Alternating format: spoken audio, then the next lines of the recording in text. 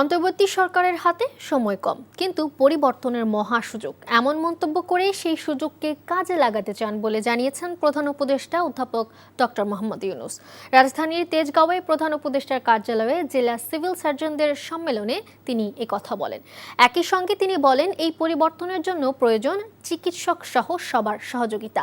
হাসপাতাল সহ স্বাস্থ্য খাতের সামগ্রিক বেহাল দশার কথা উল্লেখ করে ডক্টর ইউনূস জানান, এই অবস্থা থেকে উন্নতির জন্য প্রয়োজন সবার সহযোগিতা। যে যন্ত্রপাতি এবং জনবল আছে তা সঠিকভাবে কাজে লাগানোর আহ্বান জানান প্রধান উপদেষ্টা। সম্মেলনে স্বাস্থ্য উপদেষ্টা জানান, নতুন করে পদ সৃষ্টি করে সারা দেশে 7,000 চিকিৎসক নিয়োগ দেওয়া হবে। আমাদের এই সময়টুকু ক্ষুদ্র একটা উইন্ডো অফ অপরচুনিটি এবার আমরা করব, কারণ আমাদের উপর সারা বিশ্বের নজর, এবং আমিও নিজেকে আবিষ্কার করেছি যে আমার তো অনেক ক্ষমতা আছে। এই ক্ষমতা আমি ব্যবহার কেন করবো না? যেটুকু আছে এর মধ্যে আমি করব। আমি বলবো আমাকে এই দেন ওই দেন, এর মেরামত করে সব বলতে থাকবো, কিন্তু কাজ থেমে থাকবে না। ওদের যুগ শেষ, এটা আমাদের যুগ। এটা 1000 বছরের পরিবর্তন। এই 1000 বছরের পরিবর্তন আমাদের হাত দিয়ে হচ্ছে।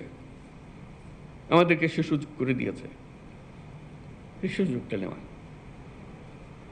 এই সম্মেলনে বসে সেটুকু চিন্তা করা, আমরা কি করতে পারি। বান্ডেল থাকলে প্রতি সেনমানিতে টাকা বাঁচবে। বিকাশ সেনমানি বান্ডেল কিনে জিতুন প্রতি লেনদেনে।